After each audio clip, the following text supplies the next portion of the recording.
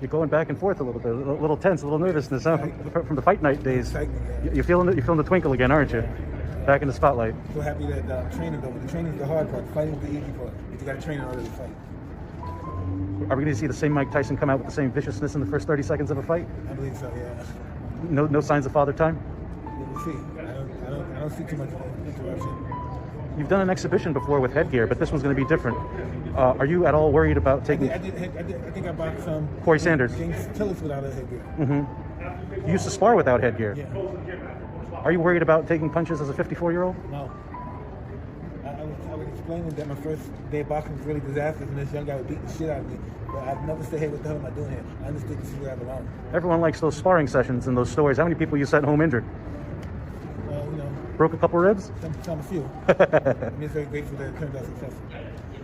You risk getting hurt more during training than you would during a fight. Mm-hmm. It's so consistent as every day boxing. Are you upset a little bit that you won't get to be in front of a sold-out Staples Center tomorrow night? Yeah, I'm grateful to be able to do anything in front of anyone. There's even one person out there. And you mentioned the charities, Mike Tyson Cares, Standing United, My Yellow Shirt. Absolutely, and some of the grassroots organizations as well. Did you think you would be in this position to help people out, considering you had to battle bankruptcy years ago? This is all the test. This is all designated before I even got here. I have no choice but to deal with whatever happens to me in life. You told me last year you're not the one steering your ship, and it's all God's plan. Is that still the same? I believe 100%. I don't think I'm smart enough to reach this pinnacle of my life. No way. I heard you talk about it. To be honest, it sounds like a genius to me. Like, I always love hearing you talk on podcasts. Yeah, but I need to listen to what I say.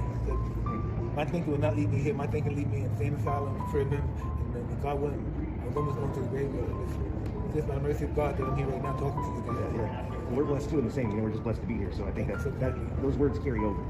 We talked about the God particle earlier, and I did my research. What do you want people to know about that in particular? That God, these animals are not put here on a reason, just for the reason to be eaten. They'll also be studied, learned, and from my perspective, from my experience, I think they're very divine. And I wonder what they call us when they see us.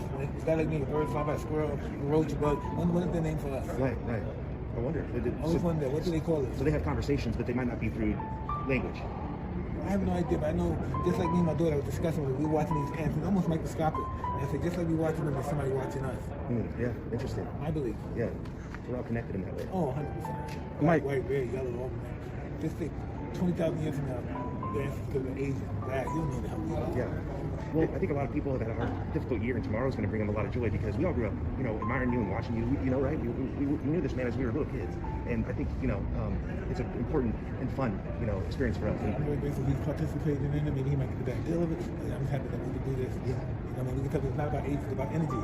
Right. Yeah. What energy you bring to the table, that's your age. Yeah, exactly. That would be inspiring. Mike, you talk about the profound impact God has on your life, and you were nicknamed the baddest man on the planet. If God could bestow a nickname on you, what would you think it would be? Be the sheep of the world. Because God knows who we are. God knows what will happen to make us become who we are. And sometimes we're really not who we really are, all of us. We were born, and one day something happened, then we became this person. Yeah.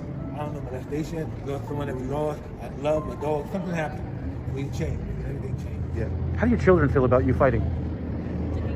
I know you have a daughter who's an amazing tennis player. I never asked them because they don't understand the dynamics what it takes to do this stuff. Maybe after it's over, I'll explain it to them. A surreal experience. He's 24 and he enjoyed the, I don't know, spontaneous and everything going on. Yeah, there's a sort of element I imagine perhaps they worry, worry about your... I tell them, listen, I know more about this than you know about this, so I can take care of myself.